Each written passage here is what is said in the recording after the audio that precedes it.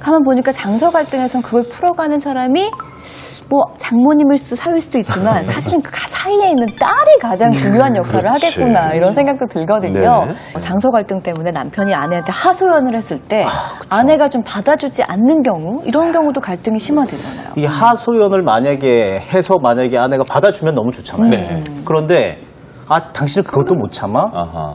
당신 너무 쪼잔한 거 아니야? 그래서 저도 약간 그런 사례가 있는데 어떤 얘기를 했더니 당신은 몰라. 너무 쪼잔해.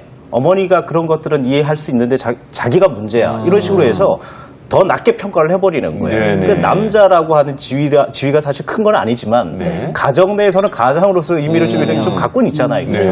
그런데 이제 어른이 계시니까 넌 의리야. 얘기하지 마. 이래서 이제 마음이 상하는 일이 자존감도 떨어지고. 그렇죠. 네. 문제도 참 가지가지죠. 그런데 복잡하네요. 진짜 또 조심해야 될 게 있어요. 네, 그게 또 뭐? 뭐냐면 우리가 어쨌든 엄마 아빠가 편하잖아요. 친정 엄마 아버지 얼마나 편해요. 그러니까 뭐 우리가 시댁에 가서 아버님, 어머님 이렇게 집에 오면 엄마 이렇게 부르잖아요. 그렇죠. 저만 그런가요? 아니, 그렇죠. 그렇죠. 네. 자, 그렇다 보니까 사실은 친밀감이 경계가 굉장히 모호한 거예요. 네. 함부로 하는 것과 친밀감 사이의 경계가 굉장히 모호합니다. 그렇다 보니 사실은 엄마 아버지고 친정 어머니하고 친정 아버지, 그 장인 장모가 아주 섭섭한 순간들이 많이 와요. 예를 들어서 딸하고 엄마가 의견이 안 맞을 때가 있잖아요. 그러면 딸이 어렸을 때 자기가 커오면서 해왔던 사춘기 때부터 계속 엄마가 잘 받아줬으니 그때부터 했던 것처럼 엄마 하지 말라니까. 진짜 엄마 진짜 정말 나 엄마 그럴 거면 가 뭐 이런 식으로 이야기를 해요. 그런데 그렇게 하시는 건 진짜 위험한 행동이에요. 왠지 아세요? 우리가 보면 최근에 요새 안타까운 사건들이 너무 많잖아요. 아동을 학대하는 사건들이 너무 많아서 저는 요새 너무 속상한데 아버지들이 보면 아이를 학대하잖아요. 그런 일이 생기면 무슨 일이 생기는가? 이 아버지가 이 아이를 학대했어. 그러면 이 아이를 학대하는 장면을 다른 사람이 봐요. 그럼 다른 사람이 이 아이를 한번 그렇게 학대하듯 다뤄봐요. 그런데 이 아버지가 가만히 있잖아요. 이 외부 사람이 이 아이를 계속 학대하게 돼요. 이런 상황이 생기는데 모든 사람은 그렇게 다 함부로 하게 돼요. 깨진 유리창이 있는 곳에는 다들 쓰레기를 계속 버리게 되는 것처럼 내가 내 어머니를 함부로 하고 내 아버지를 함부로 하잖아요. 내 남편, 내 배우자는 반드시 함부로 하게 돼요. 겉으로는 그렇지 않는다 하더라도 결국은 함부로 하게 되고 함부로 생각하게 돼요. 그래서 제가 늘 드리는 말씀이 있어요. 어른들과 함께 살 때는 제가 이런 말씀 드립니다. 존경하지 마세요. 그래도 존중은 해야 돼요. 존경은 못할 수 있잖아요. 살다 보면. 그런데 존중은 해야 돼요. 인격적 존중은 어른으로서의 기본적 존중은 해야 되기 때문에 이런 부분을 딸이 아무리 속상한 일이 있더라도 내 어머니 아버지의 위신은 기본적으로 지키고 가자는 게 제가 꼭 말씀드리고 싶은 부분이에요. 어머니께 드릴 말씀이 있을 때는 그러면 남편이 없을 때 그럼요. 따로 남편이 있을 때는 그러니까 남편이 없을 때 하는 게 제일 좋고요. 그다음에 남편이 있을 때는 공손히. 그러니까 뭐 장서 갈등 중재를 할 때 아내의 역할 얘기를 했잖아요. 좀 무조건 남편 편을 들 것이냐, 엄마 편을 들 것이냐 이런 고민도 있을 것 같은데요. 일단 잘해야죠. 중재자는 무조건 잘해야 돼요. 근데 우리가 생각해야 될 게 남편은 우리가 이제 장인 장모하고 함께 아주 굉장히 가까운 곳에 살고 가까운 곳에 계속 영향을 주고받는 사이라면 이런 상황에서 남편은 그 전에 함께 혈족으로 묶여있던 집안에 새롭게 진입을 하게 된 거예요. 굉장히 낯선 문화의 새로운 환경을 만나게 된 거라서 약자입니다. 그냥 남편이 내 앞에서 이런 것 같지만 장모님 앞에가 애고 이렇게 가는 거거든요. 그래서 이런 경우는 어떻게 해야 되는가? 약자 편을 들어야죠. 남편이 강해 보이지만 장인 장모하고의 갈등이 있을 때는 일단 남편 편을 드셔야 되고요. 왜냐? 나하고 함께 그 오랫동안 지내왔고 나를 너무나 잘 알고 있는 부모님이 그렇다고 가볍냐 그건 아니에요. 남편 편 먼저 들어주고 그 다음에 엄마 아빠는 나에 대한 이해도가 높잖아요. 가서 그 다음에 설득을 해야죠. 엄마 선은 이렇고 후는 이렇고 이렇게 돼서 이렇게 된 건데 엄마 오해하지 마세요. 엄마 아까 얼마나 섭섭했는지 알아요. 그런데 김서방 좀 봐줘. 이렇게 중재자를 해주시는 게 중요하고 여기서 제가 하나 더 얘기를 드린다면 바탕을 만들어 주라는 얘기를 할 수가 있습니다. 바탕이요? 예, 보통 사실 아내가 강요를 하는 경우들이 많이 있잖아요. 여보 이렇게 해줘. 어머니한테 이렇게 하는 게 좋지 않겠어? 그럼 이제 셀프 효도가 되지는 못하잖아요. 그렇죠? 그런데 남편 스스로 셀프 효도를 하게 만들어지게끔 바탕을 먼저 만들어주는 거죠.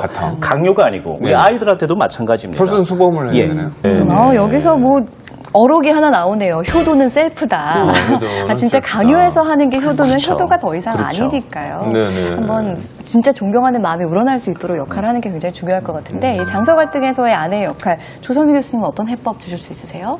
그러면 가족에서 건강한 가족의 특징은 세대 간 경계가 분명해야 된다고 하거든요. 근데 지금 딸이 남편하고 자기가 한 세대면서 그 윗세대하고 지금 갈등을 이제 지금 같이 일으키고 있는 거잖아요. 그래서 저는 결혼할 때 나는 일단 부모님하고 세대가 다르고 나하고 남편이 한 세대다. 그러니까 우리의 관계가 저 윗세대들하고 섞이지 않게 하겠다고 원칙을 정하는 게 필요할 것 같아요. 왜냐하면 다 서운하지 않게 하려면 네. 어느 순간 엉켜서 네. 더 이상.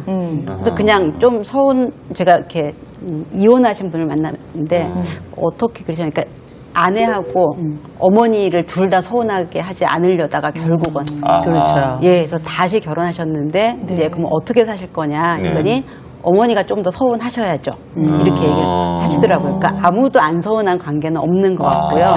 내가 원칙이 있다면 일단 우리 둘이 잘 사는 게 이 3세대가 다 행복한 거다. 이런 원칙을 가지셔야 될 것 같아요. 사실 어머니 입장에서도 부부가 행복해 보이는 걸 예. 보면서 또 행복하실 테니까요. 우리 조선미 교수님 말씀하신 바로 그 사례 같은 경우는 재혼의 기회가 있었잖아요. 네. 근데 재혼의 기회가 없을 수 있잖아요. 이 집하고 살아야 돼 그냥. 이런 경우가 있잖아요. 이럴 때는 이렇게 하시면 좋습니다. 네.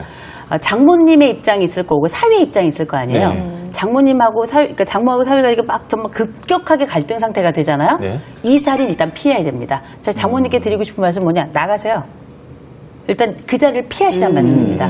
가출을 하시라는 게 아니고요. 네. 가출이 뭐냐면 때와 장소와 사람을 바꾸는 게 굉장히 중요해요. 네. 내가 그때 막 화가 나면 이 화를 주체하지 못해서 그 자리에서 끝장을 내고 싶은데 그때만 딱 피하면 사람의 감정은 가라앉아요. 그리고 장소만 바꿔도 사람은 다른 생각, 새로운 생각을 하게 되고요. 네. 그다음에 사람을 바꾼다는 건 뭐냐? 그 사람하고 당장 끝을 내자는 게 아니라 딸한테 가서 야 내가 지금 이런 일이 있는데 지금 어떻게 하면 좋겠니? 라고 물어보시고 네. 그 과정 굉장히 중요한 거거든요. 이렇게 장모님도 나가셔서 약간 스팀을 한번 빼는 과정이 필요한데 그 상황에서 기억하셔야 됩니다. 어른이시라는 걸. 내가 1대1로 붙어가지고 이겨야 되는 대상이 사위가 아니라 아니다. 나는 어른이라는 것. 어른은 뭘 해야 되냐면 이해하고 설득하고 포용해 주는 게 어른의 역할이에요. 네. 그 역할을 어른으로서 해야 된다는 걸 기억하셔야 되고 사위의 경우는 뭘 해야 되나? 또 나가세요. 나가요. 온 식구가 나가야 돼요. 자꾸 나가야 돼요. 네. 그런데 이건 역시 가출하라는 것이 아니라 네. 사실은 약간 스팀 먼저 빼고요. 그다음 뭘 해야 되는가? 잘잘못을 떠나서 먼저 사과하세요. 젊은 세대 그리고 그 아랫세대들은 뭘 해야 되는가? 기본적으로 존경은 못해도 존중을 해야 되는 거예요. 네. 일단 제가 그때 화가 많이 나서 어머니께 약간 말 실수를 한 부분이 있을 수 있는 것 같은데 또 어머님 앞에서 성을 낸 건 제가 잘못했습니다. 예. 잘못했습니다. 어머님 일단 제가 이 부분을 잘못한 건 제가 인정을 할게요. 네. 인정을 하고 어머님 정말 죄송합니다. 일단 말씀드리잖아요. 어른들은 웬만하면 죄송하다 그러면 거기다 대고 뺨을 후려치는 일은 없어요. 소금을 확 뿌리는 일은 없단 말이에요. 그리고 이제 장서 갈등에서 가장 큰 문제가 뭐냐면 사실 칭찬이 없다는 거거든요. 간섭과 질책은 많아도 칭찬을 해주는 건데 아내가 남편에게 그냥 일방적인 잘했어 이것보다도 처갓집이 다 알 수 있게 예. 주변 사람들이 모두 알 수 있게 칭찬을 해주는 것들이 상당히 도움이 많이 됩니다. 네. 방방곳곳에. 힘이 생기겠군요, 그럼요. 예, 아무래도. 그렇게 되면 스스로에 대한 이제 긍정도도 올라가지고 예. 또 네. 중요한 것들은 계단 효과처럼 스스로가 한 단계를 더 올라갑니다. 더 잘하려고 노력을 한다는 게 인간 노력하고. 심리라는 거죠. 또 소원했던 건 좀 이렇게 포기하고 그렇죠. 흘려보내버리고. 그렇죠, 그렇죠, 그렇죠. 좋은 그러니까 효과네. 저는 진짜로 남편이 저한테 잘했던 거를 어머니한테 보여드리거든요. 뭐 사진으로 이런 걸 줬어, 이런 말을 해줬어라는 얘기를 자주 해요.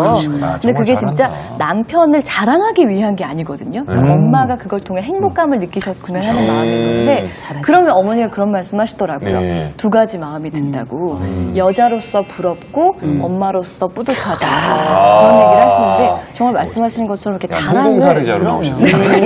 이렇게 친정 부모님이 이렇게 나누면서 공유를 하는 것이 좀 남편 편을 좀 더 만들 수 맞아요. 있는 또 방법이 될 수 있을 것 같아요.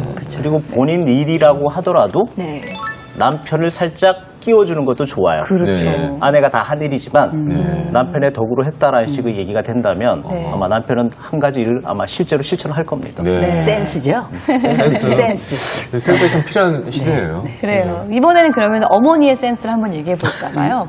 사실 저도 이제 지금 딸을 생각하면서 네. 좀 해봤는데 부모가 보기에는 부모로서 얘네들이 지금 부부로서 커나가는데 너무 미숙한 거죠.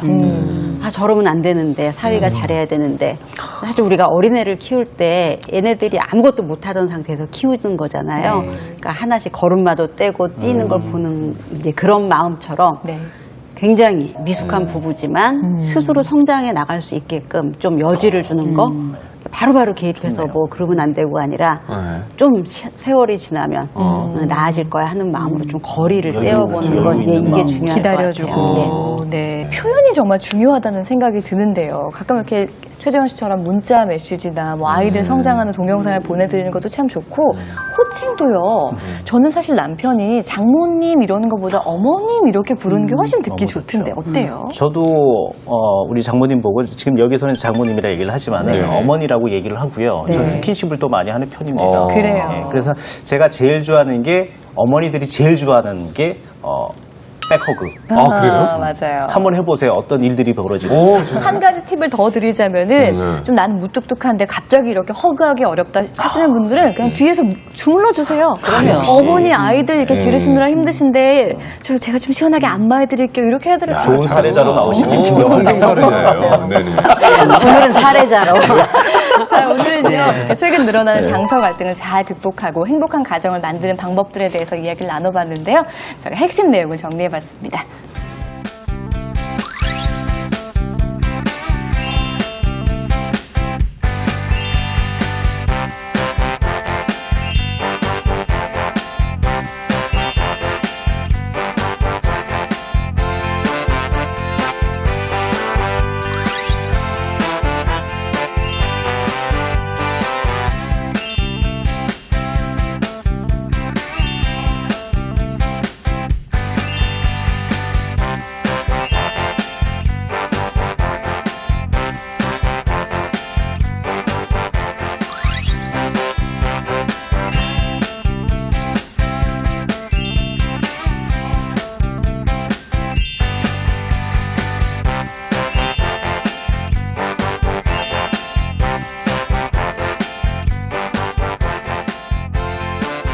네, 오늘 장서 갈등에 대한 이야기 나눠봤는데 두 분은 어떠셨어요?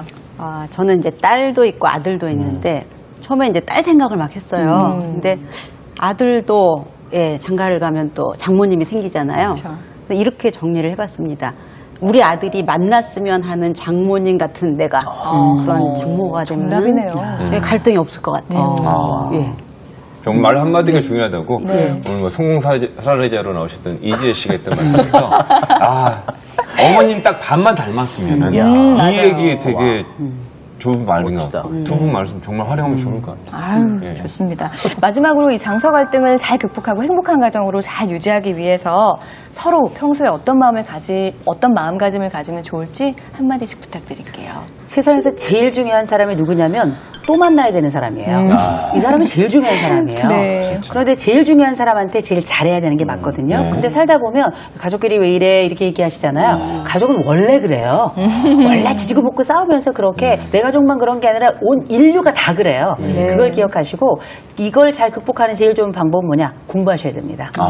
상대를 공부해야 갈등도 피할 수 있지만 제대로 사랑할 수도 있거든요.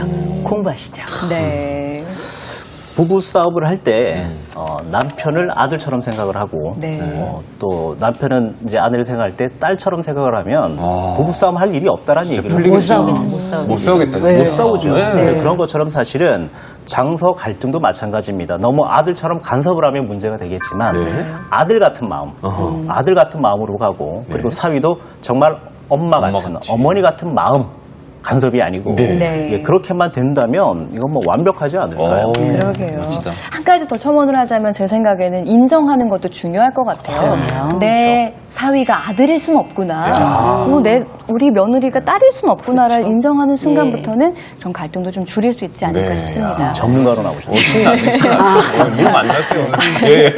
오해에서 세 걸음 다가가면 이해가 된다고 하잖아요. 서로의 이야기 좀 더 기울이면서 장서 갈등을 좀 줄여보는 행복한 시간 되었으면 좋겠습니다. 오늘 도움 말씀 감사드리고요. 오늘 저희는 여기서 인사드리겠습니다. 고맙습니다.